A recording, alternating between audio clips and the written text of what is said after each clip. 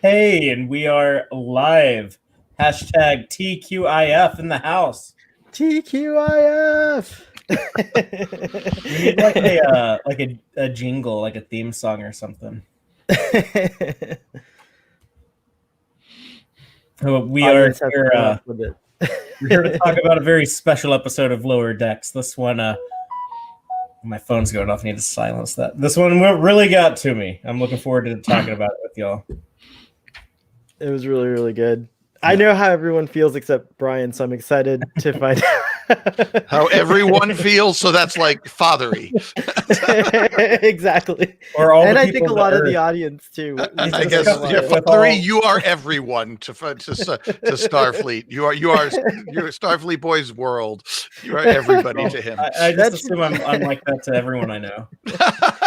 I want to be the Mr. Rodgers of Star Trek. I've said before that I want to be the Cardi B of Star Trek, but really deep down inside, I want to be the Mr. Rodgers of Star Trek. Because they're like polar opposites. I know, but you know. Well, let's go ahead and kick things off because we have a lot to talk about with this one. I'm Fathery. This is Brian. This is Starfleet Boy. And this is Tex-Trek.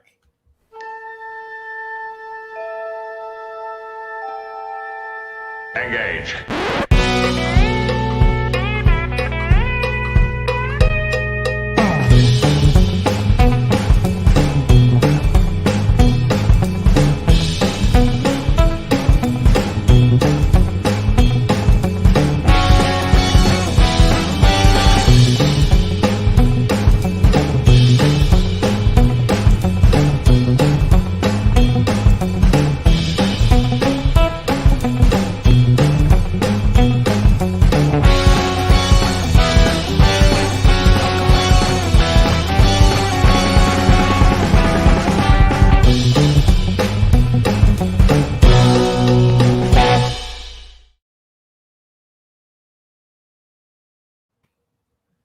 Welcome back aboard the Starship Texas for the 117th installment of the Tex-Trek podcast, the home of Star Trek fandom from deep in the heart of Texas, where we talk all about Star Trek all the time. And tonight we are here to discuss the penultimate episode of Lower Decks Season 1, Crisis Point, written by Ben Rodgers and directed by Bob Suarez. And it's ironic that we've reached a crisis point in America as well. So anyway, have we? When are we at like the final stage? Like I think the whole year. You're right. It's true. I was about to say reached. That was a while ago. It's true. Very true. Very true.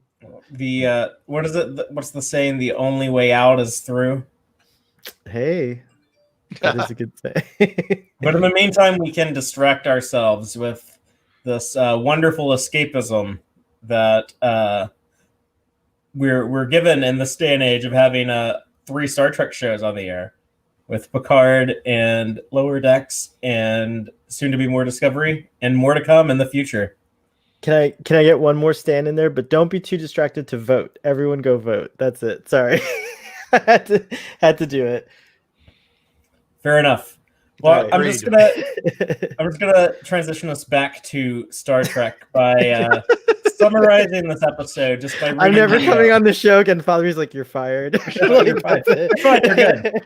Okay. I'm just gonna give the synopsis from Memory Alpha and then kind of expand on it with spoilers to give a summary to recap this episode for us. Mariner repurposes Boimler's holodeck program to cast herself as the villain in a Lower Deck style movie.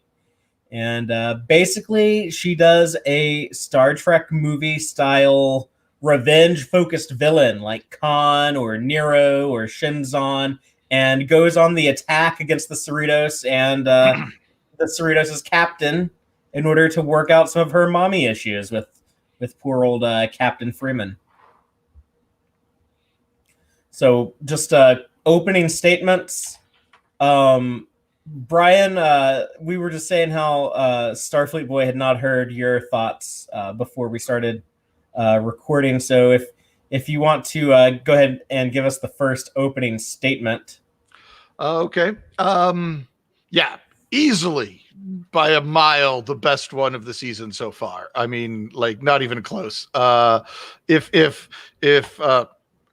out of the way. Okay. If Mike McMahon, that's his name, right? Yeah. Mhm.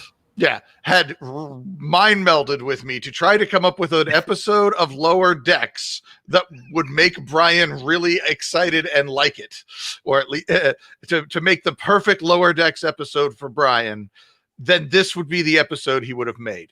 So I feel like I might have been violated mentally by Mike McMahon at some point.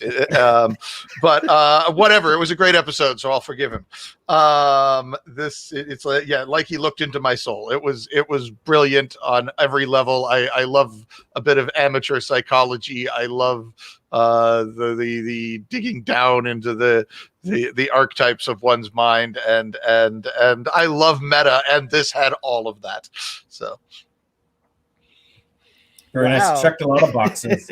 yeah. Starfleet boy, what about you? I'm like still in awe of Brian's reaction because it melted my heart a little hearing that like he loved it that much. It's very cool. Yeah, for every single thing you said is pretty much how I feel. So I will only build on it by saying that like I'm really glad that Lower Decks is here. It's just a great show. Like this is the episode that made the show for me. Now whatever happens next week, I hope it's like spectacular, but like I'm already sold. I was already sold, as you guys know from like episode 1, but I'm definitely sold now. Yeah, this episode really blew me away. This was the most fun I've had watching Star Trek in a long time. There were some moments in Picard season 1 where I just got so gleeful and excited seeing characters like Data and Riker and Troy show up again, and 7 of 9, and that was all like very fun and meaningful to me. And seeing this episode was more than that. Like the actual like content of the story was, I don't want to say like, oh, this is the best thing since DS9 season 6 or something like that, because it's too fresh. I need to kind of get like a little bit more perspective. But I'll say this about it: if this was an episode in like any other Star Trek show, I think this would be worthy of being in like the top 10 or perhaps top 5 best episodes of the show. Like it's, I don't know if I would actually rank it like that, but it's of that caliber. I don't tend to give like ratings. I'd rather just have like an hour conversation about it instead of giving some arbitrary numerical rating to it. But if I did have like a 1 to 10 scale or something, this would be like a 10 out of 10. Wow, awesome. There's like, I don't even know if there's anything in here that I didn't like a little line of dialogue that I want to nitpick or something. There might be like 1 or 2 little tiny trivial things, but I would really have to strain to find something. And I typically can pick out little nitpicks like that. It's just like every second of this, it was so original. It was a fresh idea that I've never seen in Star Trek before, but at the same time, it used the fabric of the 54 years of history. Yeah. By the way, if it looks like I'm crying, it's not because of what you said, Fathery, but I have really terrible allergies. So I apologize, but it was very moving. What you said was also very moving.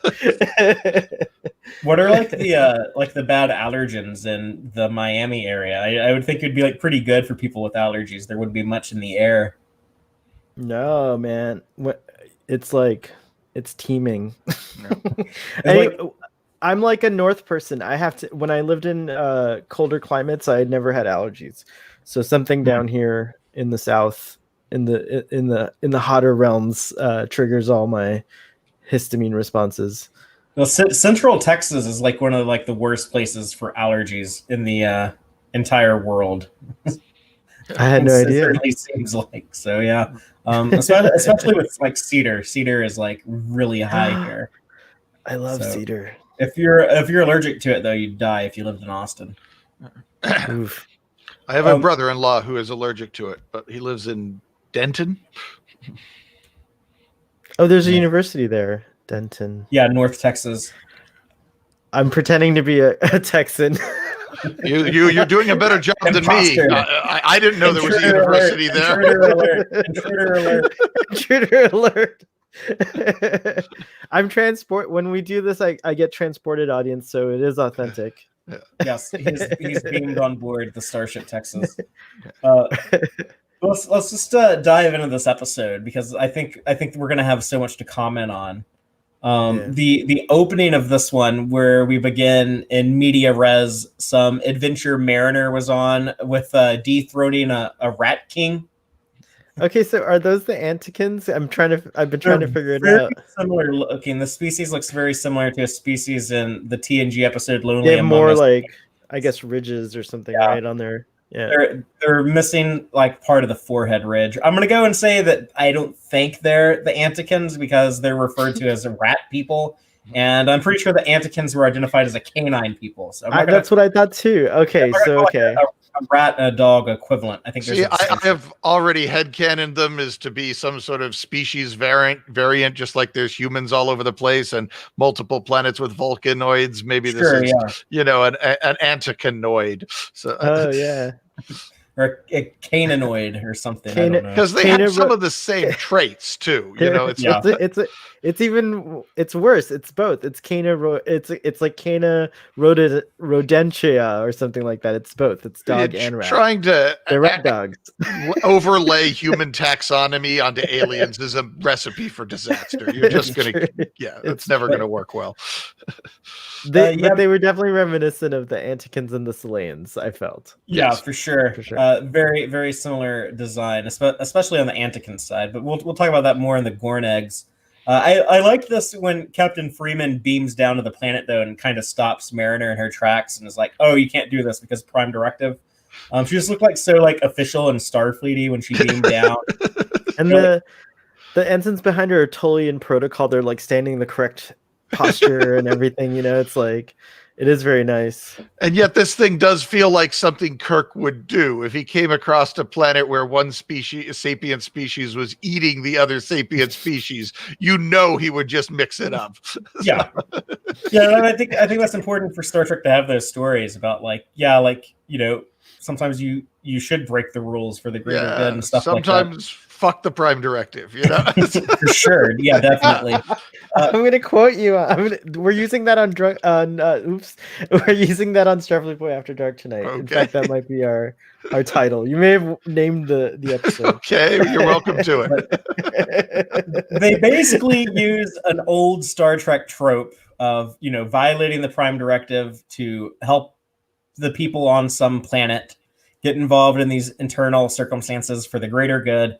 They use that as a way to kick off an additional conflict between Mariner and Freeman, where they can kind of step off to the side and argue a little bit and be a little bit more heated than normal.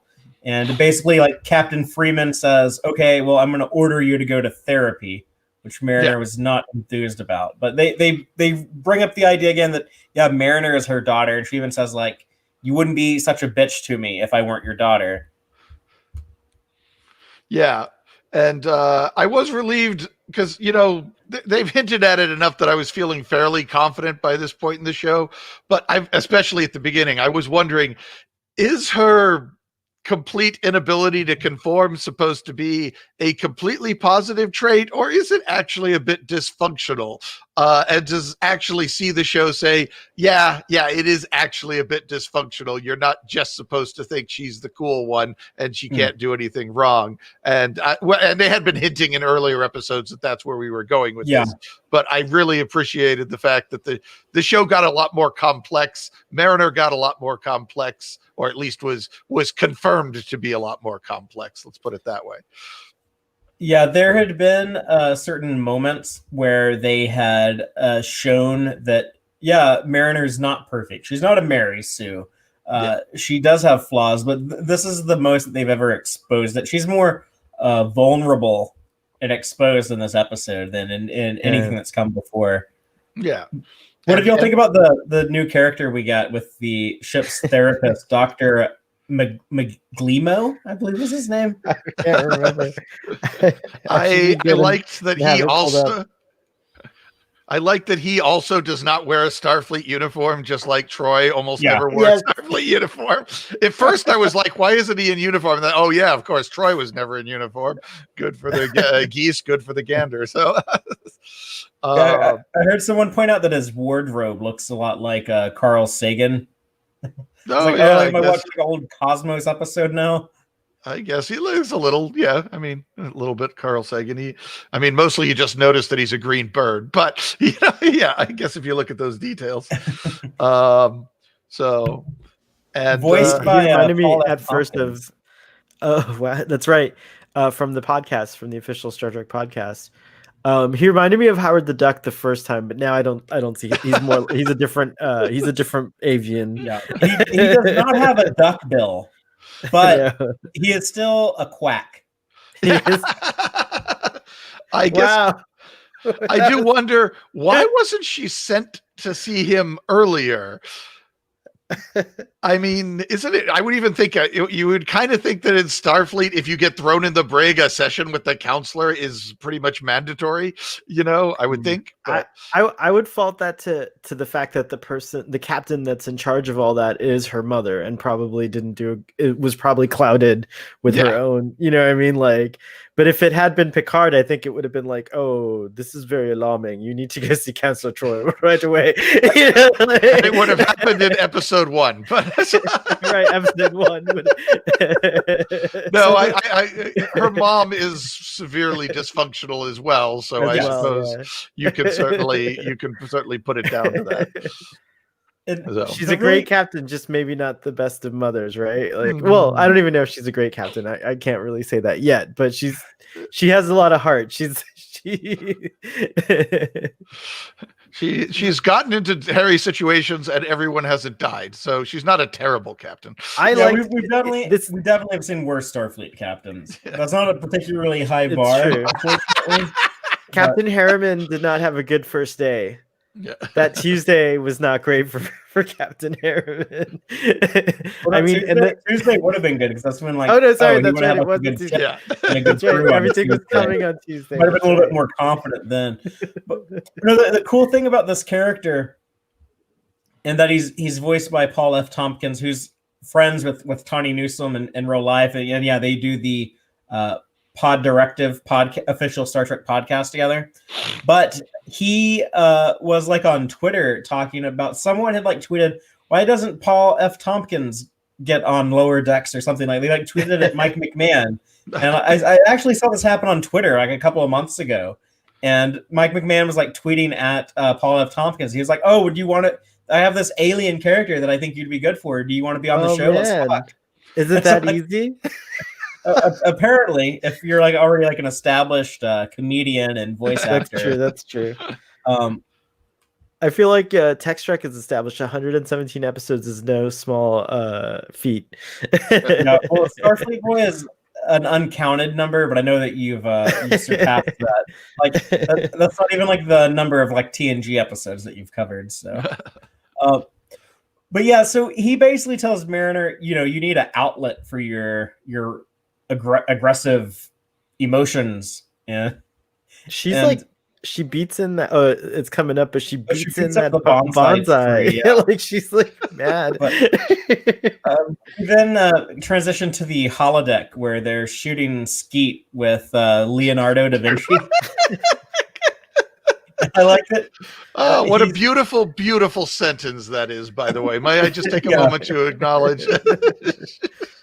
I like that he has like the same design, different voice actor, but same design as he did on Voyager. Like he's got like the green hat and brown robe that he had. All the Starfleet computers are probably loaded with the same Leonardo da Vinci program. So unless you go to the trouble of customizing it, you just get the default. So. I do. That would be one like complaint about this episode, is that although I enjoyed the voice actor and all the gags, it would have been nice if John Rhys Davies reprised his role for this one. And he does a YouTube, like he's locked away in a cottage somewhere isolating, and he's been so I think he's available. Just he probably would have had fun being like a more comedic Da Vinci, where he could be I think he may have. Like, you never got to be like that chummy with Janeway. Oh, I don't know. They were pretty chummy. They had a pretty good relationship.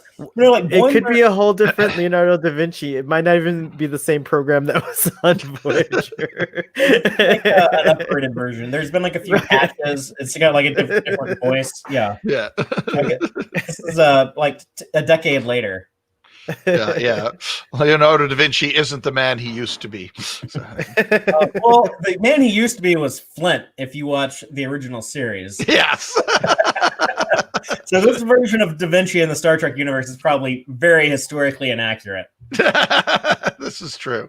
But no, Boimler bursts on the holodeck and he says, like, hey, is it okay if I use the holodeck? I know y'all are playing with Da Vinci, but I need to study for this interview coming up with the captain. And he has like the simulation where he's fed the personal logs, I guess, into the computer without reading them, because he obviously doesn't know the content. Well, you know how long it would take to read all the personal logs? No, Sure, he just uploads it, you know? Yeah, so Let the computer read it into the computer. Yeah. And he might even be justifying the violation of privacy by the fact that I'm not actually reading it, and they won't say anything to me that they wouldn't say in real life. Yeah. So that's exactly how Facebook and Instagram work. Yeah.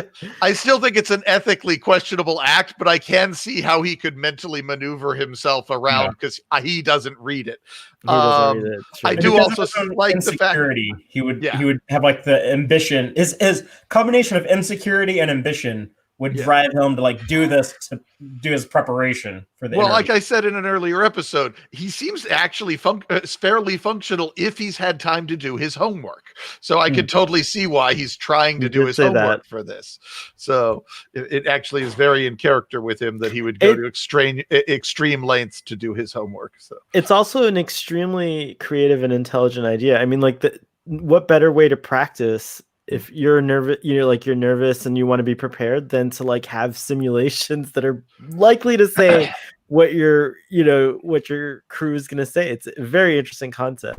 And to some degree, both characters, Mariner and Boimler, end up using the holodeck to deal with their own insecurities. I mean, some of Boimler's probably looking at it more as a chance to grab a secret intelligence that he can use. But to some degree, it's also rehearsal. And it's also, putting himself, it's practicing before he goes out to out in the field. And we've seen a little bit of this in Star Trek before, like Tuvok had holodeck scenarios for what if Chakotay and the Maquis tried to take over Voyager. On DS9, Odo used the holosuite to have like a practice date with Kira. Oh, that's right. It is kind of like an old idea, but like, and actually, it may just be as simple as something as simple as that, like, your private logs are authorized to be used in this manner if you have a certain clearance level. Like, the captain may in fact use crew scenarios to practice herself. So it's an interesting concept. I don't know. I think they sort of comment that that's not actually allowed in the I think Rutherford mentions like, he does supposed to do that or something like that. But okay, never mind. The fun starts when Mariner hacks the holodeck program and reprograms it for her movie adventure. And I don't know if you have watched this on like a second viewing, but if you actually like pause when she's on the panel on the Okudagram L-cars in the hologram arch, you can actually see the script. It's like written in like a movie script. Oh, you're right. It is. It's stuff like here. It has like Shax talking about intruder. When you get to hell, tell the Pa Wraiths that Shax sent you. So it's like, he says that it's going to be later in the episode. Yeah, he does say that. That's awesome. So she reprograms it. It also gives it the same name as the title. So, I mean, you could argue chicken and egg there, but yeah. Crisis Point, which I didn't think was like a particularly exciting title. I liked it more with the subtitle Crisis Point, The Rise of Vindicta. I loved this so much when the animation style changed to make it look more cinematic. And it had like those streaks and black smudges, which as a kid, it used to annoy me when I'd see those at movies at the theater, but now Yes.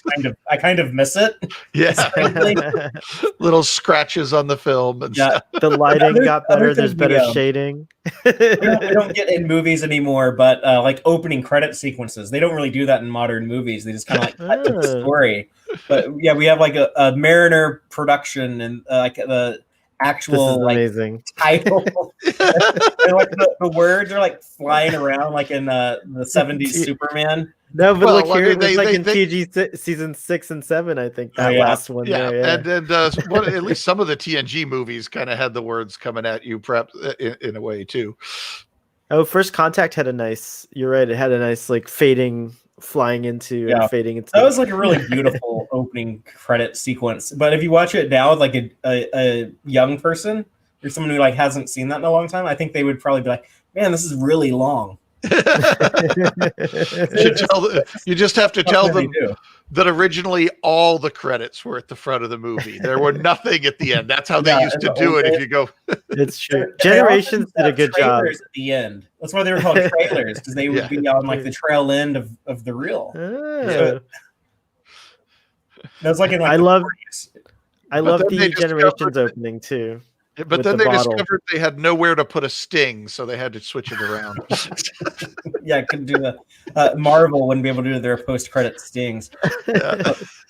Not only do they change the aspect ratio and make it letterbox, which I thought was a nice touch, but they also kind of soften the picture and they kind of give everything like that glow that like if you're watching something on like a projector, it kind of has like that luminous vibe to it. I'm not sure exactly how they pulled that off, but it from this part of the episode on, it does feel more like watching a movie. Yeah. Even the characters are not as all well lit. You know, the TNG was well known for that very flat, bright lighting.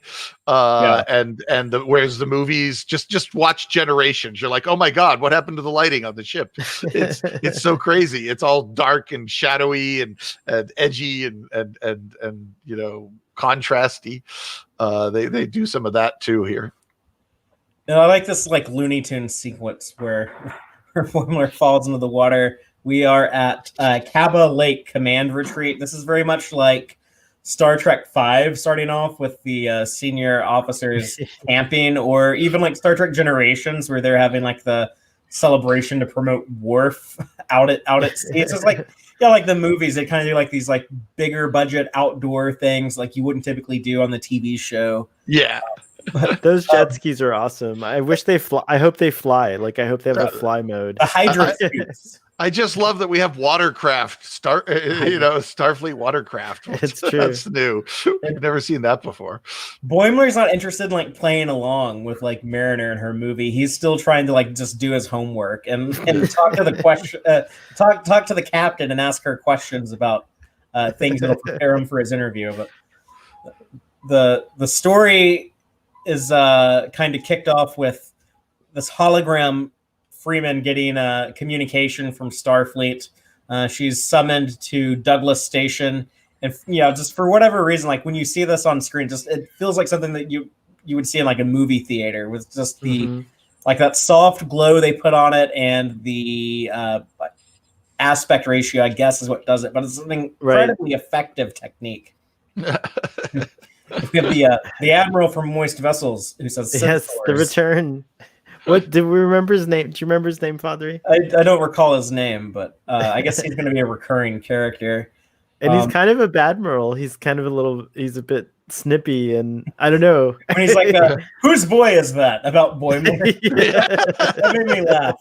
This episode had like a lot of good laugh out loud moments for me. So I not only was I squealed with glee a couple of times, but I also got a few belly laughs. Well, whose boy is that is a valid question when you're talking to a captain who carries her daughter around as a crew member. You know, what else are we doing? You know, we've already broken that. That is a fair question when you're talking to Freeman. They find out there's an imposter Starfleet ship at some planet, so they have to go investigate. And the Cerritos has just been refitted. So, these are all like Star Trek movie tropes. Yeah. I loved the idea of the mystery. The basic gimmick, the hook of this movie is somebody's running around impersonating Starfleet and doing a good job of it, unlike that Voyager episode. I was like, no, they've never done anything like that in the history of Star Trek. That is intrinsically by itself a really interesting Star Trek hook. That's the thing, Brian, about this episode is there were several things in here that I thought like, oh, that would actually be such a good idea to do in a like actual Star Trek story and not a fictional story within my fictional story. Yeah. Like, no, that would actually have worked. That would actually have been really good.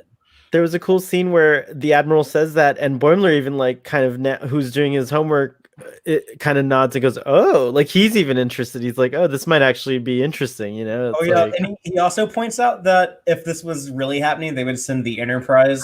It's kind of a movie trope. That's really good. Yeah, it's always like the Enterprise is the only ship in range. Yeah. Like 50% of the Star Trek movies. I do like his running critique throughout the movie. Actually, that he does that a couple times. It's fun. And then look at this.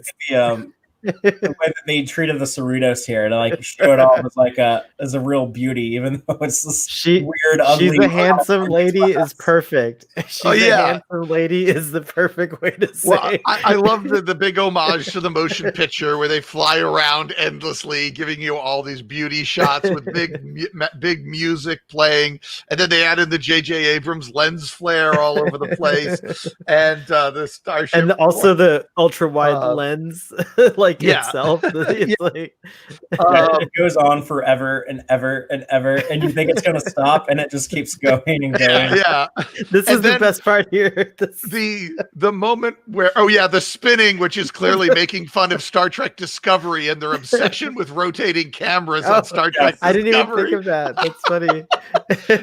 and then the reference where they're staring in awe, and Boimler makes this little romantic comment sexualizing the ship, and that's if you read the novelization of Star Trek the Motion Picture, when Scotty takes Kirk out for his little tour, the novel jumps into his head and he is busy sexualizing the ship in almost the exact same way inside his head. So that is, as far as I can tell, an actual reference to a novelization. Oh wow. Yeah, and I think that's awesome. Kirk was probably like a little bit more had a little bit better, more poetic way of describing it than I think Boimler says. I want to kiss her and squeeze her. His was very poetic. He invoked Aphrodite and the Greek myth of Aphrodite within his mind. So. Basically saying like, I want to fuck my ship. Yeah. Well, they were both saying the same thing, but we finally got to see the where the shuttle bay is. It's on like the back of that. There's apparently multiple shuttle bays on the ship, because this is like the back of that secondary hull section. This would explain why there's no room for the crew. It's all shuttle bay.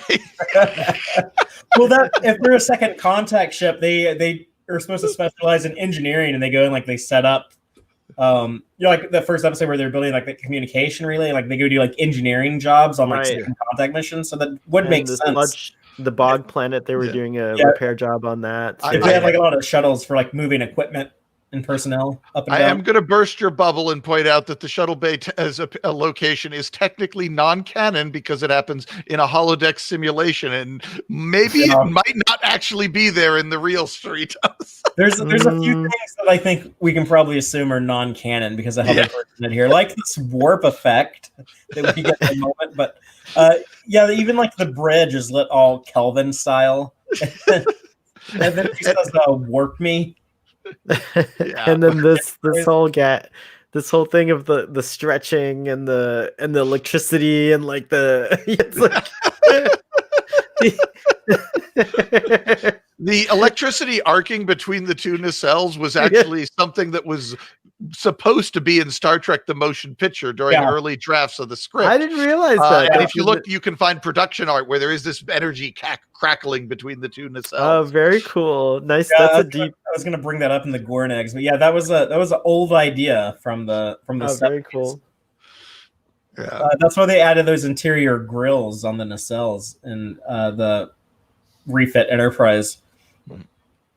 But no, they go to the star system to investigate. They meet like this really cool looking Klingon ship. It's kind of like not quite a Katinga, not quite a bird of prey, but it looks pretty badass. armed to the teeth, and captained by Vindicta, played by Beckett Mariner. Yeah. And she's got a crew, like this badass space marauder crew with the. This was so cool. We finally got some like Orion representation with like actually talking about like Tendi's people, like the token green girl. Yeah. And I like that, like she's like offended by it. Like I know Brian, you like to comment whenever there's like speciesism. Yeah. Star Trek, and like they acknowledge it here. Not only do they acknowledge it, but like eventually get an apology. Yeah, no, I loved the way they handled it, both from the point of view of having some jokes, but also acknowledging that maybe this is not the sort of thing you should be doing in real life with a real culture or species or race, rather. Right. And I loved her reaction to it and how she handled it. And yeah, it was delightful to see. I mean, did we really learn much about Orion culture? Just that some of them don't like cultural stereotyping of what we already know about Orion culture. But... And also that they were pirates till 5 years ago. Yeah, well, yes, I don't even quite know what to make of that line. It's like, did all of them stop 5 years ago? Or yeah, did she saying that she used to be a pirate 5 years ago? Or That was funny when she's like, clearly like her heart isn't into it. She's just like, yeah, taking your things forever, theft. Yeah.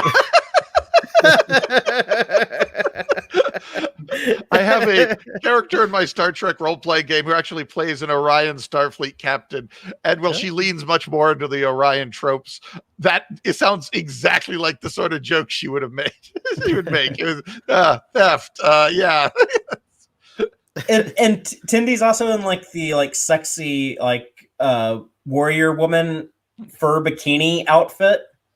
And I like the way like they animate her. I don't know if it's like the body language or what, but like she comes off as someone who's like, yeah, like she can pull off this costume, but like you can tell like it's not like her like default look. Like she's like a little uncomfortable in it at times. Yeah. Like it's like, oh, is this like if someone is just wearing like a sexy Halloween costume or something? But and like not to cross stars here, but star franchises, but it kind of is reminiscent of Leia too, a little bit, you know, and just the fact that she's in the like sexy outfit, but for the sake of the movie, you know, like it's just like you got to stick someone in like that. You know, a lot like, of Star Trek movies do.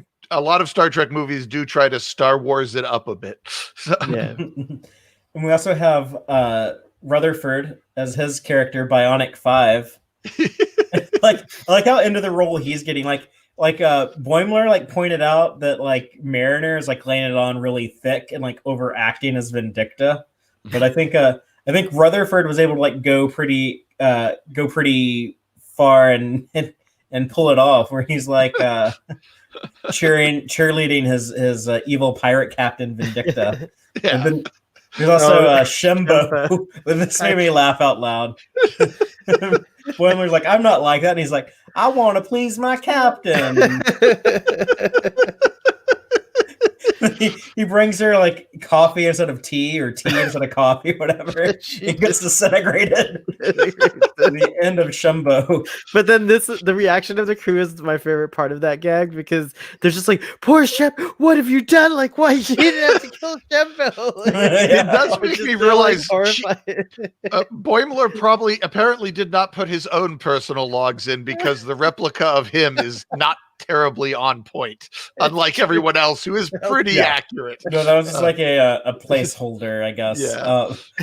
But interestingly, I guess it would mean that is how Mariner sees Boimler, because Mariner must have created that version of Boimler, and that's how she sees him, as somebody who mixes up coffee and tea. You know what it kind of reminds me of, though, is in the episode Hollow Pursuits, which is kind of similar to this, when Barclay had his weird the goddess of empathy, Troy, right? Weird fantasy versions of the rest of the crew. Yeah. When they're like send in number 1, and then like that little short shit Commander Riker comes in. That's right. Like, I think it was just like Mariner's version of that, about like,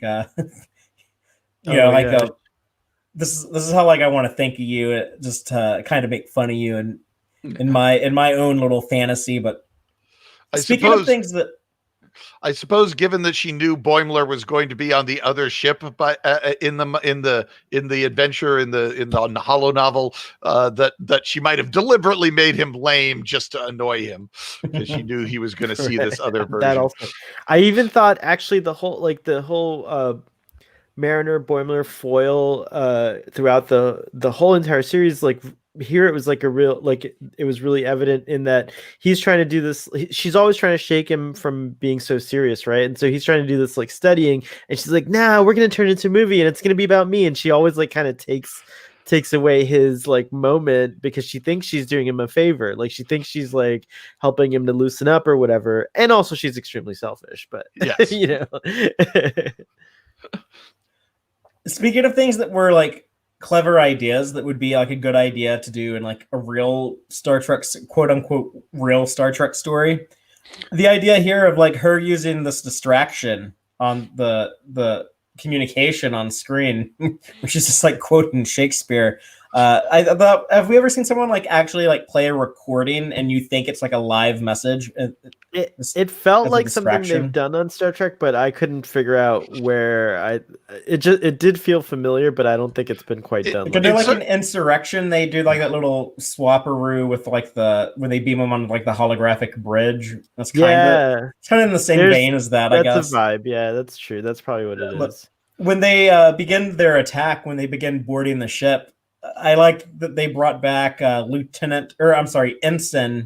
Winger Brunkston Jr. He was the one who did like the one-man show. We saw a few episodes ago. Yeah, like that other crewman is like Ensign Brunkston, I loved your one-man show. Then the boarding pod comes in and crushes them. And it's funny, you can laugh at it because they're not real. They're all holographic people. You actually even see them dematerialize their limbs. It's really a great. That's like in a video game when like after you kill an enemy, like eventually like their corpse will just fade away. No one wants to like play a game and there's just like a bunch of corpses just laying there forever, you know. I did like, and you've mentioned this briefly, but yeah, that Mariner is playing some revenge obsessed person who wants to avenge herself on Freeman, which is such a Star Trek film thing to do. Yeah. I really like, it's become a cliche. It's gotten to the point where people actually complain when there are revenge obsessed villains in Star Trek films because it's been done so much. And yet not only is it a trope that is a joke, it also plays perfectly into the narrative of the story that they're trying to tell. It feels very natural and totally functional within the story, yet still manages to be this tropey meta commentary on the films. Yeah, but it tells a very good like self-contained story specific to this episode, and it also has a place in like the larger story and the character arcs that we're getting. So it was very well constructed and a great use of that. What y'all think of like the phaser fight? Every episode of Lower Decks has had like a little bit, at least a little bit, sometimes a lot of like good action. I like that they're able to take advantage of the animated format and actually like do these really cool, elaborate action sequences. Yeah, go ahead. Well, I was gonna say what it makes me feel, especially in this episode, is that you could do a serious show too, like that has like some like, you know, an animated show more on the lines of like an Eon Flux or an anime. And it be about like set in a Star Trek story and landscape, and it would be so beautiful because look at this comedy show that looks so gorgeous, like, you know. The thing I took away from the phaser fight was people were getting vaporized right and left, which is something Star Trek, especially if you watch it in chronological order, had sort of forgotten. Yeah. Next Generation vaporizes people a lot in the first half of the series, and then vaporization just becomes less and less of a thing as you move into the end of Next Generation, Deep Space Nine, and Voyager. It's not that it never happens, but it becomes really, really rare, whereas it was like back in the 60s Star Trek, almost any time they killed somebody, they were vaporized. Yeah, and that was one of my frustrations with like Star Trek in the 90s. At one point, they just like, we're just going to stop doing the disintegrations. Yeah. And that made it like so effective when they brought it back in Enterprise in a Mirror Darkly, where they really showed off like the TOS style Enterprise and all of that technology as being like more advanced than they had in the 22nd century. And when you see the phaser disintegrate someone in there, it was like scary. And it was like, oh my God, this is like some powerful shit that these evildoers have their hands on now. I haven't seen that episode, so now I'm excited. See, look what vaporization Season 4. Like, I gotta go watch it. But I want to say also, like, I like that in general vaporization's coming back because the Mandalorian has vaporization and it's pretty cool too. Well, we can thank Discovery for it too. Like Discovery, those Klingon guns. That's right. That turn people into green clouds. Sorry to go on another tangent, but my favorite is the Star Trek 3 when he vaporizes the crewman. Maltz survived, but do you remember? In his eyes, like light comes out of his eyes, and he's like, I have something on that in the Gorn eggs. Oh, nice. I'm going to bring up. We got this character Chief Lundy, which I think might be like actually like a guy we'll see off of the holodeck. I think he's kind of like their Chief O'Brien because he had like this weird Irish accent. And I like that, how he was like, Dirty O'Ryan to Tendi. And she was like offended. But yeah, Mariner just goes like psycho. And it's kind of dark if you think about it. Like, this would be like if you wanted to play a video game where you could like shoot up everyone at work. Yeah. And they acknowledge it. Yeah, and it gets messed up. And another thing that she does is it gets gory. Like it starts moving into some sort of weird gore fest that you would never see in a Star Trek movie, too. Like that's when Tendi actually starts saying, "This isn't right. You're doing it. Or this shouldn't be like that." Is when we start seeing some significant amounts of gore, which of course they would never have done. At least not in that way in a Star Trek movie. No. One of my favorite gags was when Ransom and Mariner are in a phaser fight, and he's shot and he's wounded, and Boimler runs over to him and he's just asking about like, what kind of cookies should I make the captain? He's like, Ransom. He's like, what are you asking me? What? And he's like, oh yeah, cookies. That's a good idea. Captain's got a sweet tooth, except she's allergic to. And then he's shot and dies. And Boimler's like, oh, I don't know what she's allergic to. And I wonder, was that some sort of planning on the part of the computer for a dramatic hook, or was that just luck because Mariner happened to shoot him? So that could go either way. I think the computer does do things like that to make it more like a movie. Challenging. Yeah, it's true. Or even what did y'all think of in engineering when Rutherford comes down there because he just wants to like tell Billups what he really thinks about him, and he just wanted to compliment him, but I'm not sure what the technobabble was here, where there's a little marijuana reference, if I caught it correctly. There were these. He said that was. That's what it was. What was it exactly, Starfleet Boy? The Indica controls and the sativants. Those are two different kinds of strains of marijuana. So indica and sativa. And so they mentioned the hydro is falling out of balance. Yeah, the hydron. The hydron levels. Because I was like, what's hydron? Is that like the because we see like this steam leaking out. So I thought it was like, is it like a coolant leak? It must be. These displays are great. You did ask. Or you did comment you couldn't think of anything that was wrong with this episode. I thought that, like, it was a little predictable that Rutherford was just going to say to him, "Oh, I love you. I think that you're a great engineer." I kind of saw that coming, and it also didn't feel like something why wouldn't he say this to him in person? It felt like they just wanted him to do something, but they couldn't come up with anything terribly clever or out of character or nothing surprising for him to do. Let's put it that way. It seemed weird to me that like at first when he seemed like kind of aggressive, like, oh, I'm going to go tell him what I really think of him. And then when he like confronts him in engineering, he's like, so Commander Billups, you think you're the best engineer in the fleet? And I was a little confused, like, why is he actually mad? I didn't know that they were going to do like this fake out and be like, "Oh, you actually are the best captain in the fleet."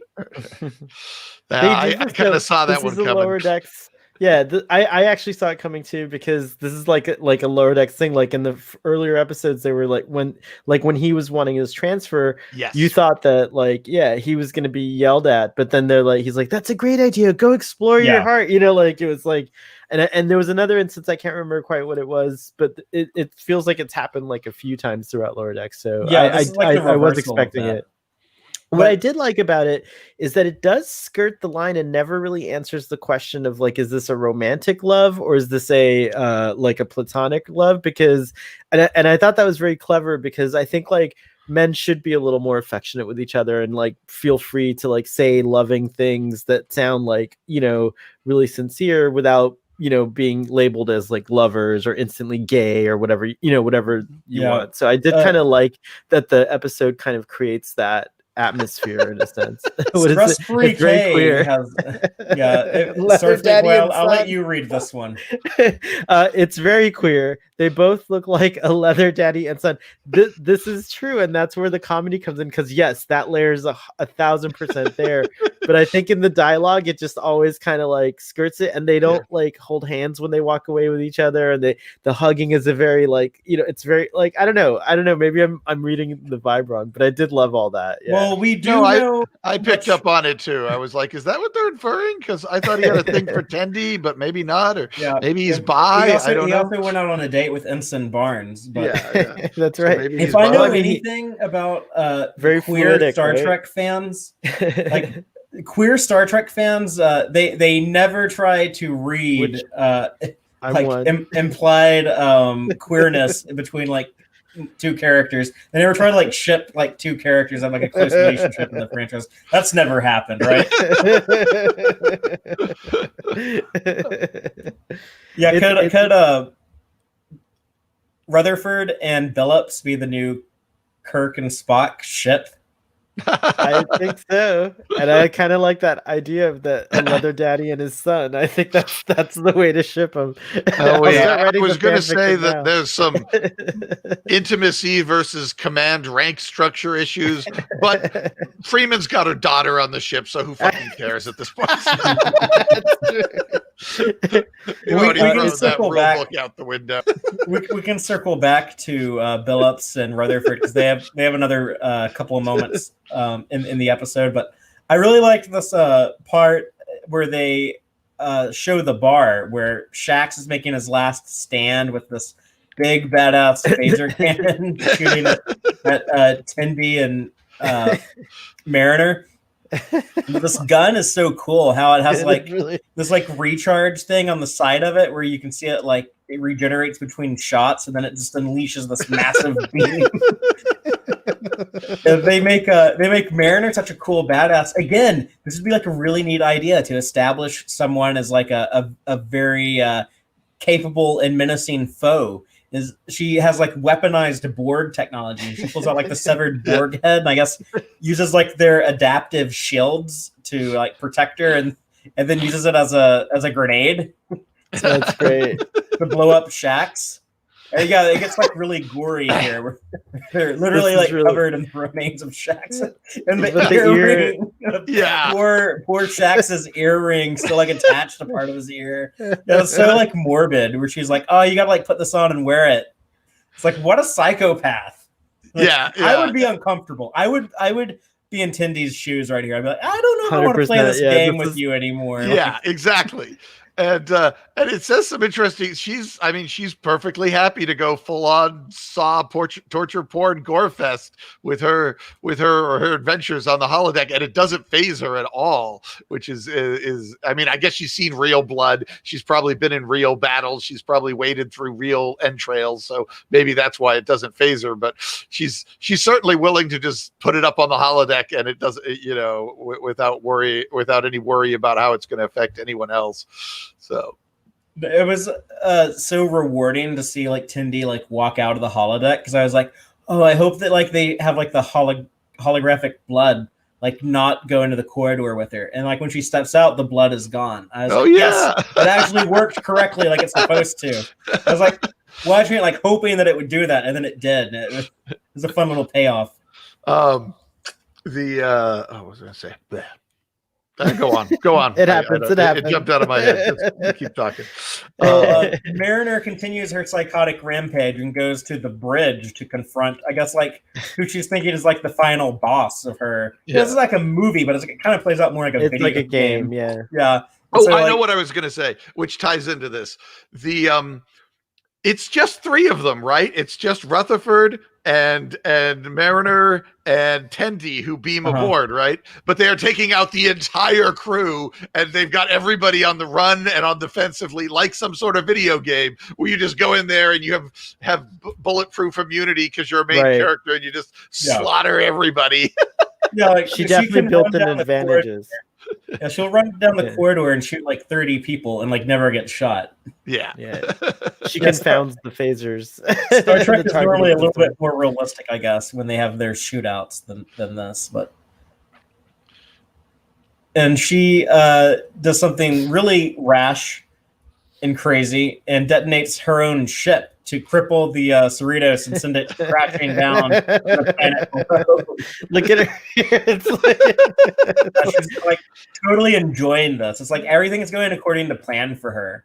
Like, what a great sequence this is, by the way. It's funny, but great, like pretty great, like in terms of like just this action. Part right there. Yeah, I laughed my ass off, and instead of a slide to the stop, it rolls. Yeah, the saucer is like rolling like a coin on its side.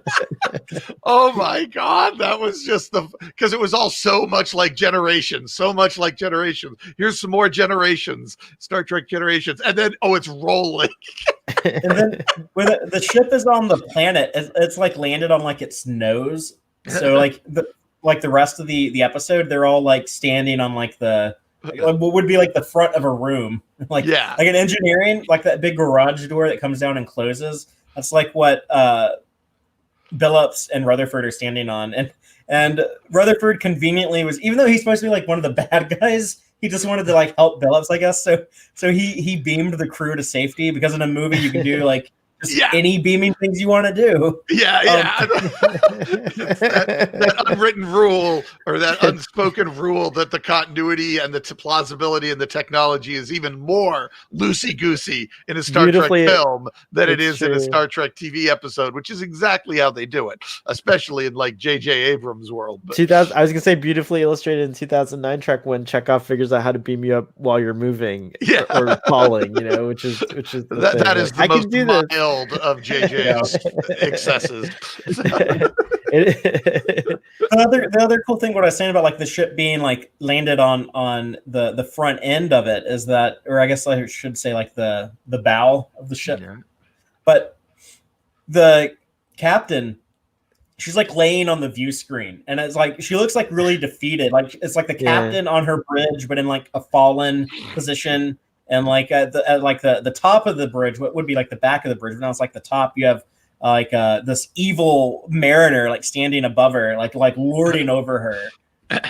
And they have a pretty cool fight. That the animation, as always, super exciting, super good action, and it gets so insanely dark when she's like about to stab her captain mom with this spear, and it's like, oh my god, would she actually do this?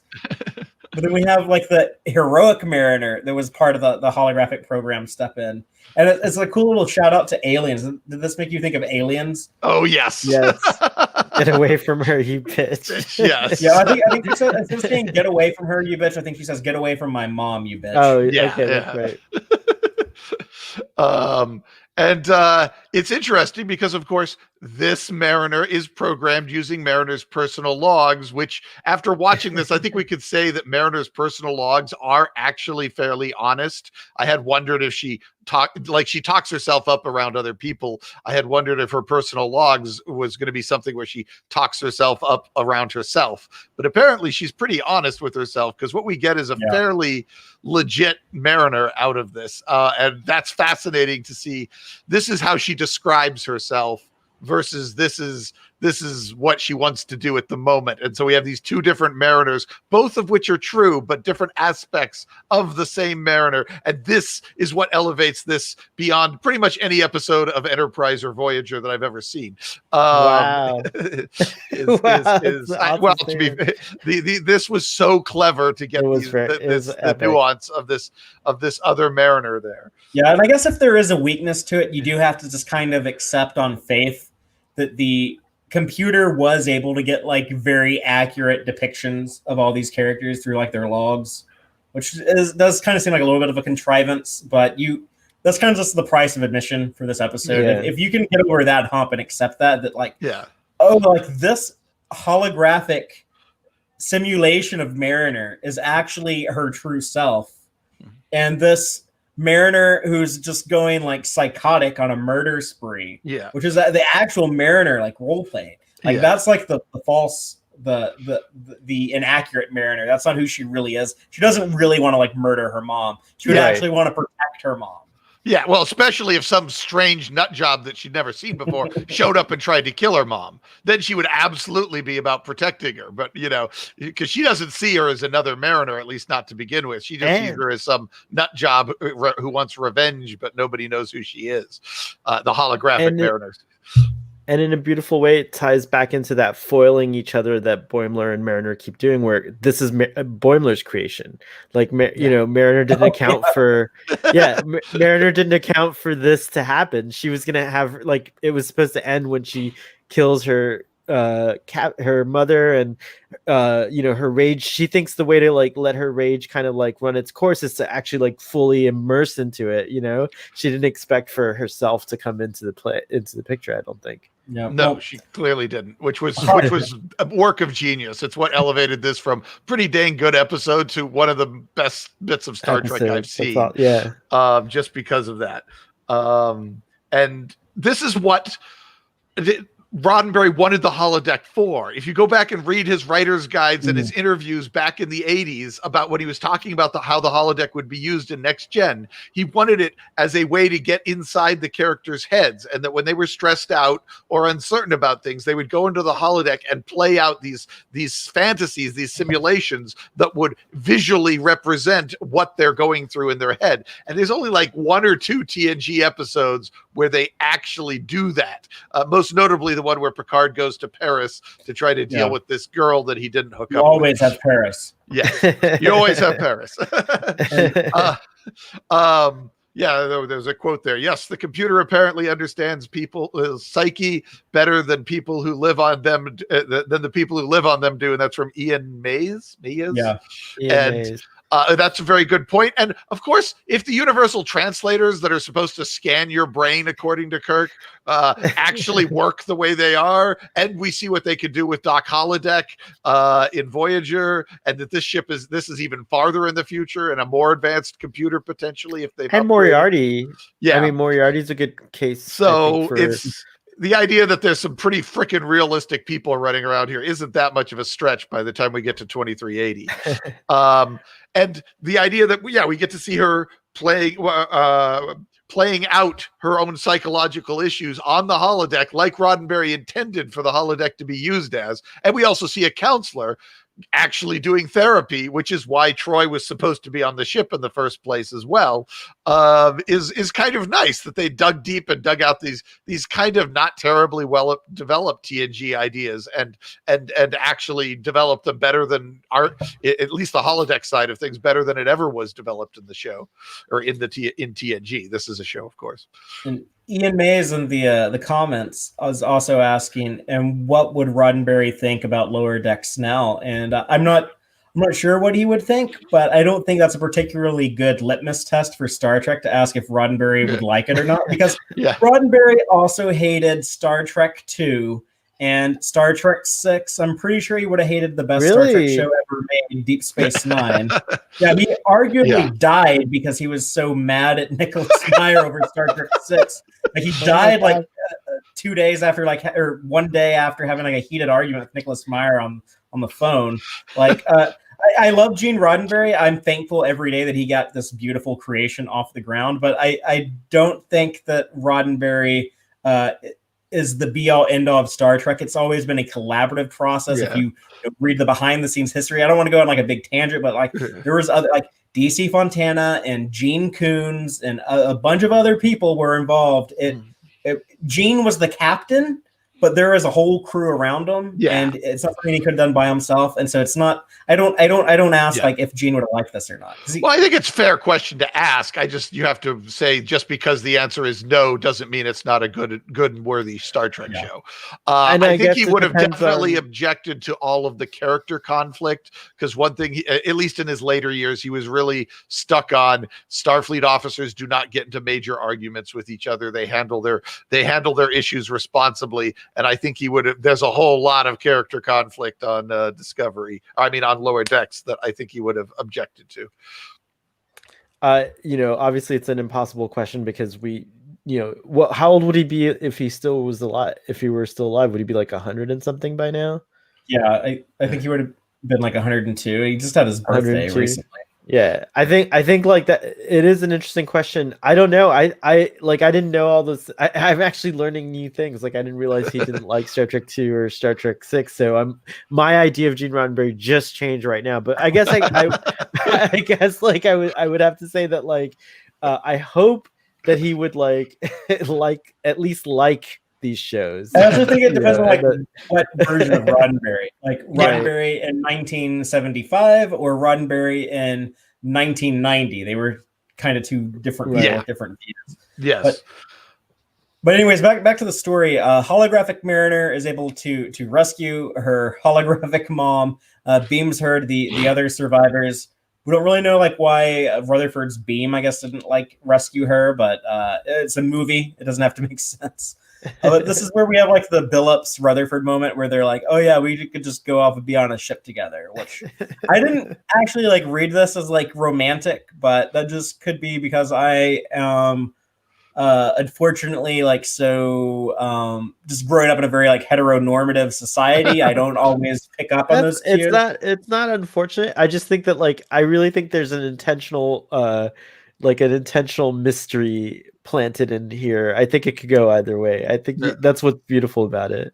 They're certainly playing with gay coding.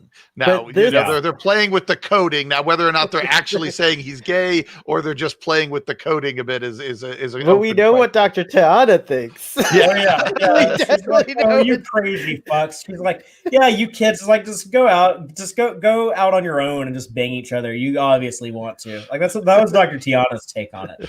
I don't think they could get it up if they're not in a Starship engine room, though. It wasn't going to work. You're the warp core. Yeah. But this cracked me up. This is where Boimler, despite like all this epic stuff going on, like the phaser battle, the ship crashing, the martial arts fight, and he's like, "Here you go, Captain. I made you some chocolate chip cookies." And they bring back the character Jet from Cupid. He slaps the cookies and he's like, "Captain's allergic to chocolate." And he's like, and again, like because this is a movie, it's like, oh, that's why like he's reacting this way. Yeah. Oh, very good, Jet. He's obviously an assassin. Go take care of him. And back on the ship, we have this Mariner's internal conflict depicted between her literally like fighting herself and working on all these issues she has with herself. Yeah, I love the imagery. She comes to the holodeck to fight her mom because that is what she sees as the problem. And through the way things unfold, it ends up that she is fighting herself because that is in fact where the real problem is in her personal life and her struggles is that she has her own issues with herself and who she won't let herself be and who she will. And I love that they switch things around. There's the out of control Mariner, and then there's the one who's actually a little more self-reflective, and that switches back and forth as they fight. So the Mariner that the audience is going to be more sympathetic to actually flips back and forth as they fight, which I never in a million years would have considered that. I would have absolutely tied one to one set of id and super ego or some other Jungian archetype or something like that and had them stay like that. The idea that they could flip back and forth as they fought, I thought was was inspired. I actually had to rewind it, and I said, wait a minute, which one is the good Mariner and which is the bad? Oh, they're swapping from scene moment to moment. It changes. So yeah, she can't realize exactly how big of an asshole she is until she sees herself, which she has to get outside of herself to see herself, to realize who she is, and to see her own problems objectively from outside. And I thought, just so well done. And I'm glad you mentioned that self-reflection, because that is like a big part of this episode. And I think that's like a very essential story to tell. I think that's a very like important part of the human experience, which should always be reflected in Star Trek. And that's kind of the therapy session that she goes through, is like that internal conflict with herself. And I love how fiction, not just Star Trek, but fiction in general, how it can take these concepts. Like, yeah, sometimes when you're unsure about something or you're trying to process something, it does kind of feel like you're fighting with yourself. And it's not like you're actually like on like a crashed starship having like a like this epic martial arts battle with yourself. But that's what it kind of feels like. So with the type of fiction that doesn't have to be like so grounded in real life, realistic, but it can like go and do all of these like extraordinary things or like sci-fi things or whatever stuff like this, that kind of makes this like more real than anything you could show in real life, because that's what the feelings actually feel like. Yeah, no, there's the old argument that let's see, I can't quite. There's the argument that the truth of fiction is in it's what it says about our who we are as a people and who we are as a person, and that it has greater truth than say random historical events do,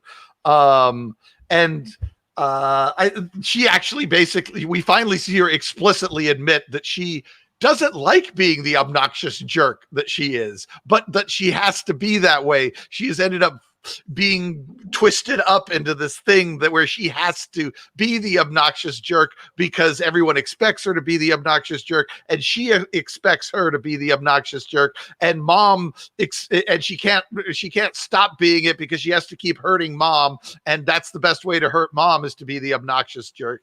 But she doesn't actually want to be that, and she really, that moment that they're not casting me as the villain, you are, is this incredible statement that I was just blown away by. So yeah, and I loved that moment. That's kind of like the climax. When they have like that conversation up against the view screen, and she a lot more than that, she kind of spills her heart about a lot of stuff. She says, like I love all these people I work with, are my best friends. I really like the ship, even though like I act like so flippant and like I don't really care. And she also confesses that, by the way, I've been distracting you, and the ship has been running a self-destruct program.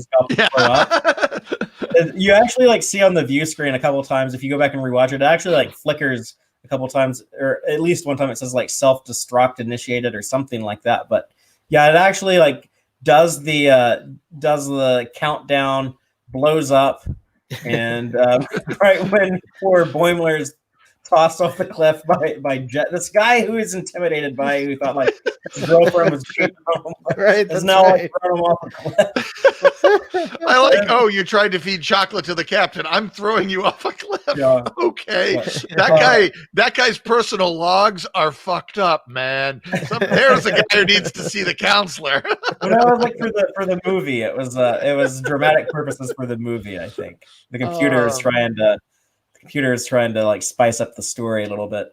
But yeah, so Mariner's therapy session was actually like really helpful to her, where she's like, oh, like I actually feel a lot better now that I went through that. And she's afraid of the fact that her mom is protecting her and she can't leave the ship because she's afraid she can't function and she'll just get thrown out. So some part of her wants to be in Starfleet, so she sticks around, but another part of her, she sticks around on this ship where her mom will protect her, but on another part of her is keep pushing mom as hard as possible so she gets thrown in the brig over and over and over again. because that's kind of easier than like trying to like live up to like these expectations that like her mom has put on her, and that's where it flips to like, oh, well, now you can be kind of sympathetic to like the Vindicta Mariner, when you look at it at that side. So I like that. That we realized she doesn't actually like being locked in the brig. That's just what she says to to annoy her mother, and she's willing to be locked in the brig over and over and over again just to piss off mom, which is like, okay, well, you know. So, and that's a very relatable like parent-child relationship, right? Like it's like it's true. I want to know how much. We don't get very much of Freeman in this, especially since even in the fight, Freeman doesn't know. It may be an authentic Freeman that's holographically generated, but she doesn't know really understand who she's fighting or why. Right, Vindicta is Vindicta to her. Like to her, it's Vindicta, right? Exactly. Yeah, and I wonder how much does Freeman understand her daughter, and how much is she trapped in the same level? Is it just as bad of dysfunction, or is she actually just trying to keep her on the ship, hoping eventually Mariner will work it out of her system if she just keeps her in a safe environment for long enough? And I'm not sure how much Freeman is deliberately contributing. The fact that she didn't say go to therapy but just kept sending her to the brig over and over again indicates that mom isn't really sure what to do with her and doesn't have a big plan. And I don't know if you think this also, but I'm thinking maybe like on another level, it's like a kind of like, I don't know if it's a critique or just a spotlight on society where we have the largest generation of folks moving back in with their parents. So there's like a degree of this like living on your parents' ship happening in real life as well, you know, like, so I don't know. I think this show is just so like good at like kind of having all these different like touch points. Well, as like a classic nerd, I didn't move out of my parents' attic until I was 26 years old. So at least you had an attic. Relate to some of this. I had some very judgmental dad. So I could definitely relate to some of this. We have some comments in the live audience. Stress-Free K says, "We are constantly fighting with who we think we should be and who we really want to be. And who we really are." That's that third option that you can throw in there. And, wow. Ian Mays has an interesting comment. He says, "Wow, looking at the show from a psychological growth perspective is making me fall in love with this show even more." Yeah, both this week, especially this week, but also last week, has proven like this is a smart show. This isn't, we ain't watching Family Guy here. Like there's some thought that goes into this. Yeah, sorry, go ahead. No, go ahead. I was just saying it's taken a stance too. Like it for me personally, it feels very cathartic as like a lower decks worker in my day job or whatever. Like most of us are. Most of us are like more relatable. Like most of us aren't captains on a starship. Most of us aren't like the security officer or the science officer. Like most of us are like the underlings in real life. But it doesn't take away, like, I mean, like, definitely, like, it doesn't take away from this sense of, like, one of the things that's great about Star Trek is that you do have a captain there's always a captain to look up to, right? Like, some people look up to Janeway, some people look up to Kirk, some people look up to Picard and Sisko and Archer. There's always, like, someone who is an ideal to look up to. Even if you're not seeking active leadership, there's always someone in a place of leadership, whether they're reluctant or not. But here, this is a whole new thing. Like Lower Decks is just like exploring a new territory that we really have never done in Star Trek, and I just really like it. It feels different, but I like the fit of it, if you will. And to me, like it feels like it fits into the place. Like I think there is a niche that the show has carved out where it belongs within Star Trek, especially now that all these shows are kind of a bit more specialized and kind of like do a very specific thing, where the other shows kind of had a little bit more variety. And not that that's better or worse, but there's definitely like a niche the show has carved out for itself, and it fits there. It fits in the franchise, but it's so fresh.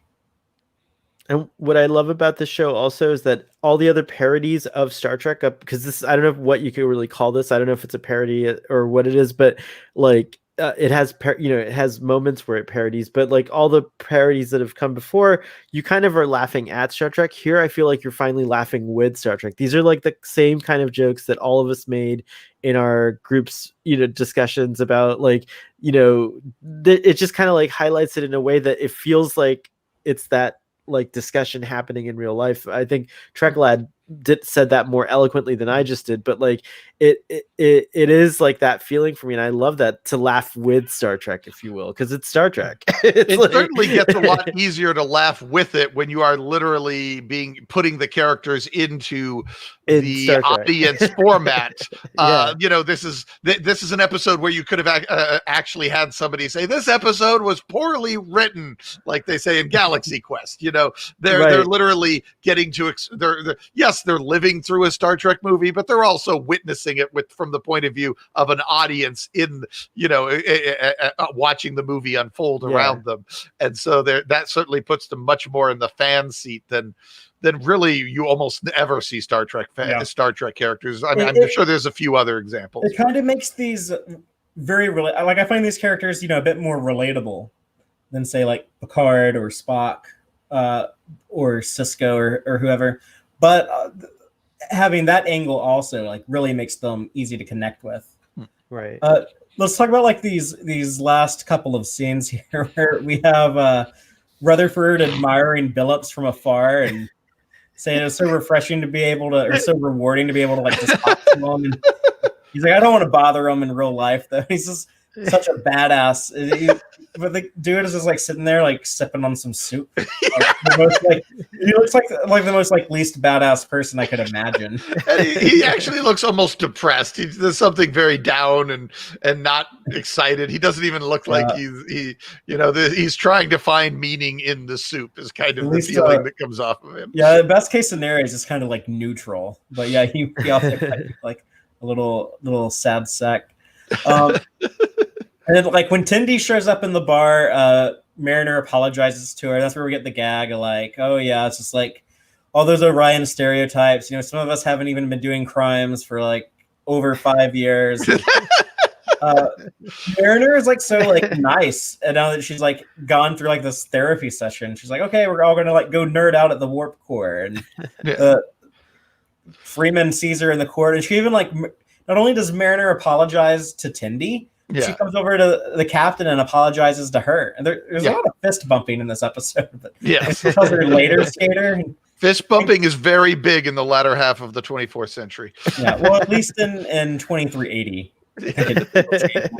Also cocaine, not cocaine. Sorry, that was a joke on Trek Lad. But also no therapy in the 80s. I did want to say therapy was like a big deal in the 80s. Like that was. Like the most 80s thing in the Next Generation was like putting the counselor like right next to the captain.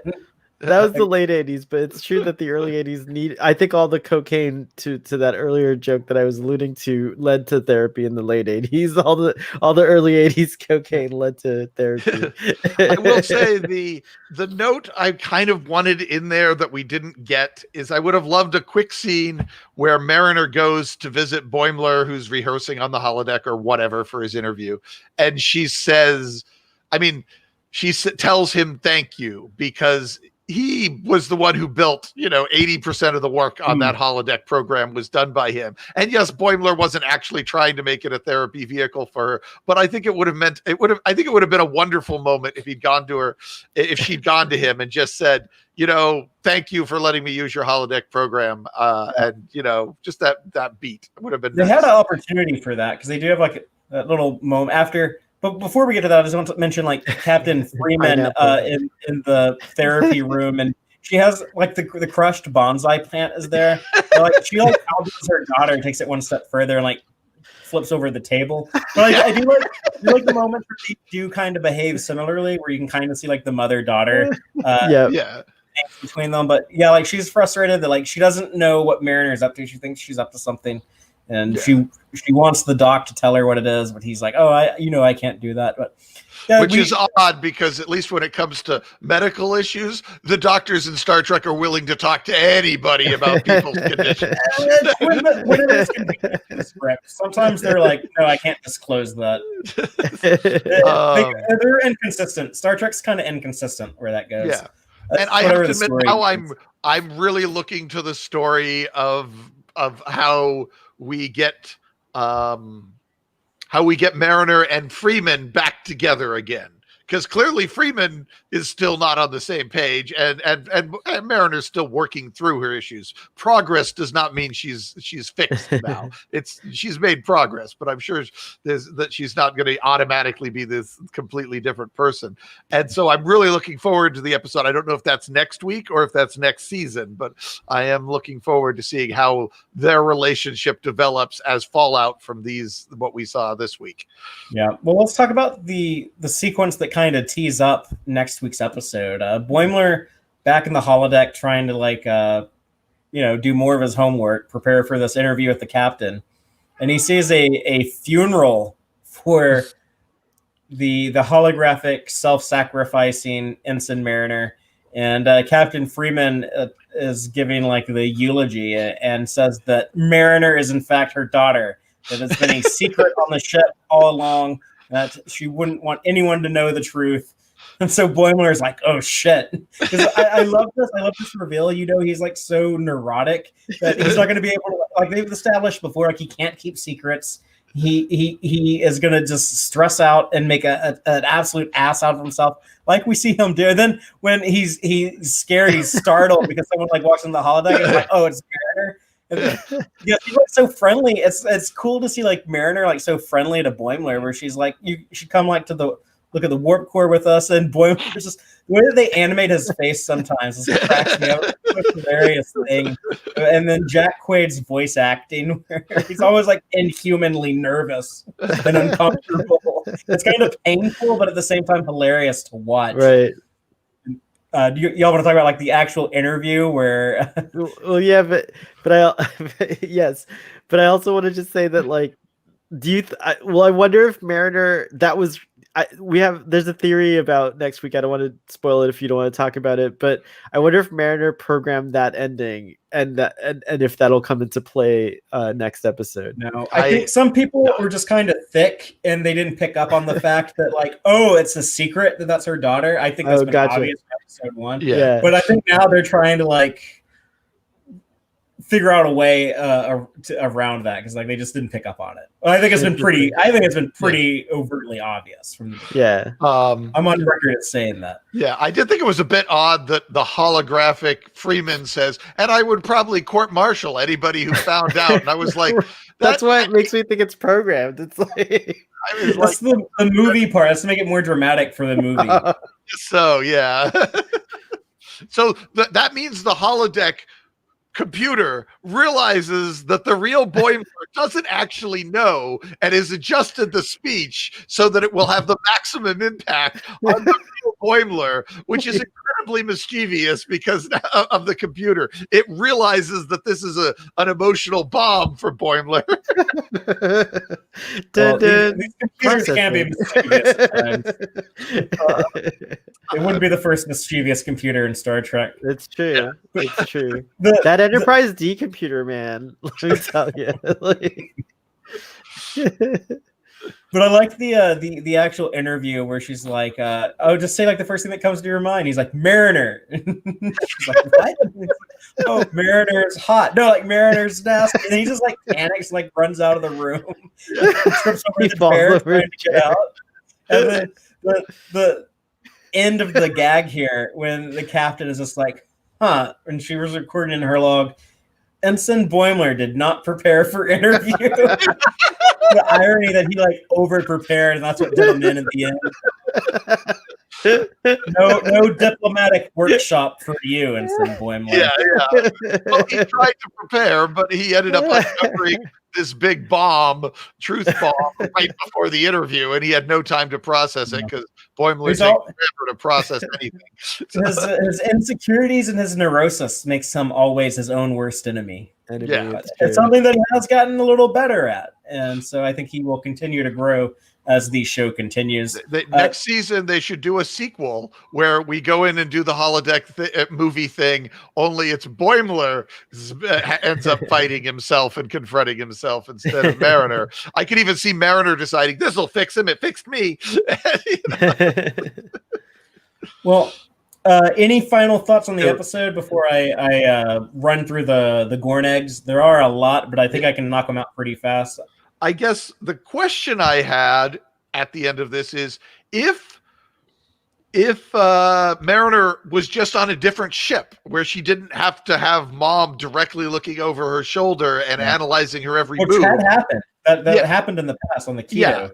Yeah. Would she function properly or more traditionally, and would she do what she wants to do rather than what she thinks she has to do to put on the persona that Mom expects or that would drive Mom nuts and or Mom expects, or would the fact that Mom is going to be talking and following whatever starship she's on, as Mom is going to keep up with that starship and talk to that make friends with that starship captain, and is it still going to be enough of a presence that it wouldn't really matter if she was on a different ship? Yeah. I think there's more to her backstory that I think we might get next week. Maybe not. When they were producing this first season, they knew that they had a second season greenlit. So I think that, by the way, I think we might get a 2-parter next week. I kind of hope we do, because none of the other shows really end with a 2-part story. They kind of like wrap up the season and then have like some extra cliffhanger tag thrown in on the end, like the Enterprise showing up or traveling to the future. So I'm hoping we actually have like a legit, like best of both worlds style 2-parter. But I think that there's a good chance next week, because they are going to be dealing with this. They're going to deal with Boimler knowing the secret. We might get more revelations about Mariner's past. There might have been more that happened on the Keto or happened on another ship. We might have Dadmiral. Remember Dadmiral? He might show back up. Yeah. And why do they have different last names? Why do they keep it a secret? A lot of these things, like. Well, it might not be a secret. I mean, we have professional. It's a secret. It's a secret. Yeah. It's pretty clearly a secret. I promised a secret. I'm sorry. I'm sorry. Haven't been able to pick up on that, but I was unsure. I wasn't like one way or the other, but this clearly makes it pretty clear that yes, it was a secret.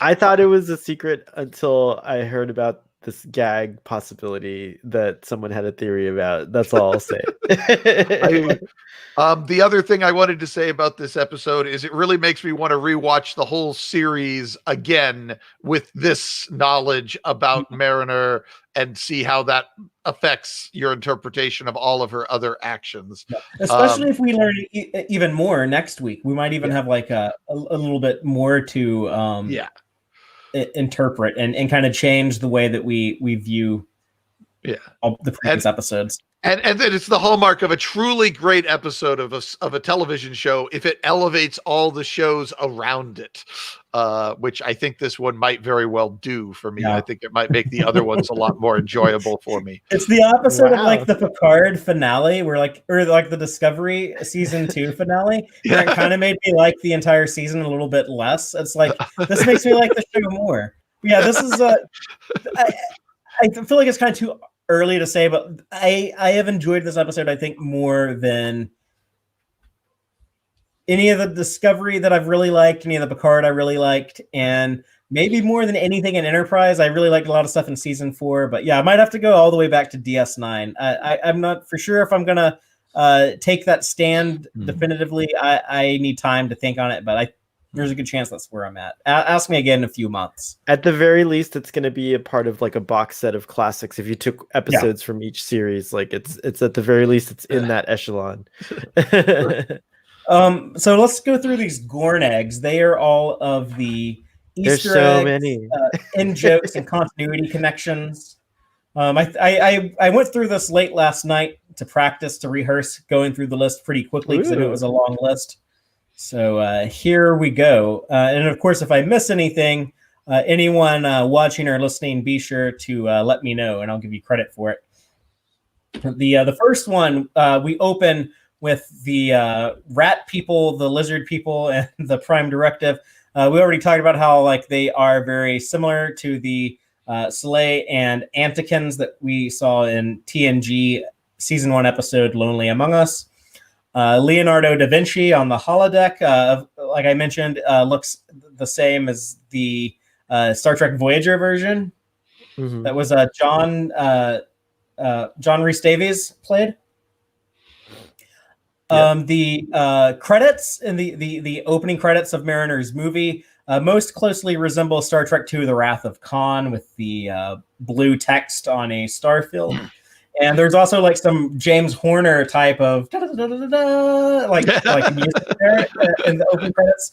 This was an awesome deep cut when Mariner says, "You probably wouldn't have made the final cut. You would have been like a Zahn." That's referring to the Star Trek Phase 2 character Zahn, who is going to be the new science officer on board the Enterprise, because Leonard Nimoy was probably going to be too expensive for that TV show. Captain Mariner says that she was the water scoot champion at the Academy. I think she says she had the record for the fastest water scoot time. That was reminiscent of Cadet Picard and all of the athletic records. He's like the first freshman to win the marathon. He was like some badass wrestler. The Admiral mentions a California class San Clemente ship that does not actually exist. But like all the other California classes, it is named after a actual city in California, San Clemente. I love that doesn't exist. Like it's just like there's no San ship Clemente. For you, San Clemente. You're gonna take yes. Sorry. We talked about like the lens flares and the like ship flyby is just so reminiscent of so many Star Trek movies. I did love all that meta reference too. Yeah, I just loved that. Yeah. The ship was lit up like a Christmas tree, like in Star Trek 09, and like the long flyby I think was definitely pointing its finger at Star Trek: The Motion Picture more than anything else. But we get that in the Wrath of Khan, like when Kirk and company are coming back to the Enterprise, and there's like a shot of like the side window of the shuttle that looks like straight out of Star Trek 09. We get that shot head on of like the whole crew in the shuttlecraft, and that looks a lot like Star Trek 4 when they see the Enterprise A for the first time. So a lot of like similar visuals there. And then of course the lens flares on the bridge from Star Trek 09, and they even had like a little bit like the bridge sound effects from Star Trek 09 from the Kelvin movies when Captain Freeman first walks onto the bridge. And just the J.J. Abrams lens flare, and also the warp effect. Brian mentioned how the energy pulsing back between the nacelles, that was an original idea for Star Trek: The Motion Picture. And the stretching nacelles was like 2009 Trek as a combo. Yeah, and like the pixie dust that it leaves behind when the ship goes to warp, it leaves like these streaks, like this little energy dust. That is the same thing that happens in the Kelvin movies, and Star Trek Into Darkness, you get like a good look at it. It does the exact same thing. Not the exact same, but a very similar thing. Very similar. Mariner appearing on the view screen is like this grandiose villain out for revenge. I think visually parallels Khan more than anything else. And the reference to the Orions as pirate people. We actually see Orion pirates in Star Trek: The Animated Series. This episode also mentions them taking slaves. We saw Orion slavers in Star Trek Enterprise. Shembo, poor Shembo being destroyed. How was Shembo? That is definitely a callback to Star Trek 3. That was a good way to set up your villain as like a serious threat. Like, oh my God, he's willing to kill his own men. What's he gonna do? A villain quoting Shakespeare was a connection to General Chang from Star Trek 6, The Undiscovered Country. and Khan, no? Yeah. Khan quoted, I think, didn't he? Khan, is it from Hell's Heart? Khan quoted a lot of things. Khan quoted Hilton and Moby Dick, but Chang was exclusively Shakespeare. I do think that I think that the choice of the Tempest is actually a pointing back to the sci-fi adaptation of the Tempest, Forbidden Planet, which is clearly the grandfather of Star Trek. If you've ever watched Forbidden Planet, it is so TOS Star Trek. Specifically like the cage of Star Trek. It's like the cage kind of has like the same like color scheme and everything. Yeah. I still would love it, but I haven't seen it since I was a kid. But I loved that movie when I was a kid. Yeah. Forbidden Planet was amazing. It holds up really well, especially if you want something that's a little psychological like this. Yeah, I'm gonna have to revisit it. Maybe that'll happen this weekend. Thanks for the that was a great thing to bring up. That's awesome. Yeah. I'll warn you, the way they treat women is very 1950s. Just as a brace yourself for that. All right. Well, the boarding pod attaching onto the ship and driving into it was something that we saw in another movie that was in Star Trek Beyond. And whatever was going on in engineering, I thought it was like a coolant leak, but the hydron or whatever, and Billup's having to rush everyone out from under the garage door. Big dramatic cinematic moment. We saw that in Star Trek Generations, Geordi evacuating engineering. Shax says, when you get to hell, tell the paw wraiths who sent you. The paw wraiths being the opposite of the prophets, the fire demons that live in the fire caves of Bajor. And the Bajoran earring, that is a big, significant Bajoran religious icon in their culture. The ship crashing on the planet, or specifically the saucer section crashing on the planet, was done in Star Trek Generations and also in Star Trek Beyond. And the line from Rutherford, no, it's a movie. You can beam whatever. You can do all sorts of beaming stuff in a movie. I think that was really talking shit about the Kelvin movies more than anything else. Where you, beam all the way from the Vulcan star system to the Earth star system, or all the way to Kronos. When Mariner as Vindicta tells hologram Mariner that I was supposed to fight my mom on a rickety catwalk. That's a movie trope. We see that in Star Trek Generations, and we also see it in Star Trek Nemesis. That's right. And I did go on. Well, she also tells the hologram Mariner that I know everything about you. I knew that you dressed up as Toby Targ for Halloween every year, even when you were way too old. B'Elanna on Star Trek Voyager, as a kid, I guess, enjoyed Toby the Targ, and she had like a little stuffed animal, Toby the Targ. That was. I haven't gotten there yet, so that's Toby the Targ. That was the reference I didn't catch. The reveal of the self-destruct sequence counting down. That was a reference to Star Trek 3, where the bad guy is also caught off guard by the. It is the only thing speaking, Captain. The ship is automated. Yeah, what is it saying? Get out! Get out! He turns around. Like, get out of there! Oh no, the Libyans! the final corn egg, and I am glad I got to. I guess second to final, but I'm glad I got to save this towards the end when we have the camera panned down on what looks a lot like the Genesis planet.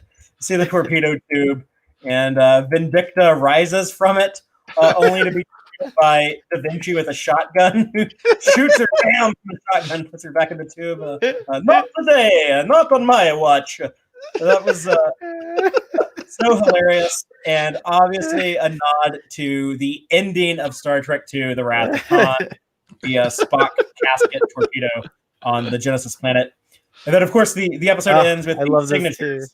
Yeah, the autographs, which Avengers ripped off. The last Avengers movie did this, but you know who did it first was Star Trek 6. Is that the first movie of any sort to do that, or just the first sci-fi genre movie? That's the only one I know of. It's the only one I've seen as well, but I wonder. That's a good question. But it's just the sign off is epic. I don't think it had ever been done. I love how Boimler signs his name with a little arrowhead for the dotting the I. I actually tried to look and see if any of their character signatures kind of matched any of the TOS actors that were in Star Trek 6, but I couldn't tell if they were trying to like copy like DeForest Kelly's signature, George Takei's signature. So they all look cool. The actors themselves did the signatures, and it would be cool if Jack Quaid actually added that little touch of maybe. Yeah, I'm guessing it was probably the art department. I'm sure, yeah. When they did it in Star Trek 6, it was the actual actors who drew them, but it was originally supposed to be them putting their characters' names down, but they all insisted that they wanted to put their real names down and not their character names down. So I was glad that we actually got the character names in this version.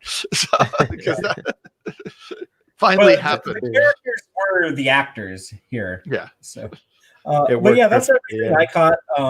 Everyone should be able to check this out later if you want to hear it as an audio-only podcast. And regardless of if you check us out through video or audio or live or not, everyone should also check out Starfleet Boy After Dark, which we do every Friday after the Tex-Trek podcast live stream. And that's part of our hashtag TQIF lineup. We'll be back next week to discuss the Lower Decks season finale at 7:30. And absolutely, I guess and that'll be later really tonight. Quickly, yeah, to really quickly, I just want to say that Alexandra, yes, when Father goes to get a drink, we will talk about Raised by Wolves, but not while he's on camera. So I'm gonna go away or like mute the mic if y'all want to talk about No. I'm not in that much of a hurry to talk about Raised by Wolves with someone who I don't watch it. a ton of TV. I watch Star Trek and I read comic books, and that's I will just say I highly recommend it. That's all. It's a pretty cool show. I'll try to watch it someday. I'm going to go ahead and sign off because that's all we have time for. But it was real. It was fun. And everyone out there, until next time, as always, live long and prosper, y'all. Listen to the Tex-Trek podcast through Apple Podcasts, Google Podcasts, Spotify, or at tex-trek.com. Like us on Facebook at facebook.com/tex-trek. And follow Fathery on Twitter at TXTrek. Please support us by liking our videos and subscribing to our channel on YouTube. Thank you and take care.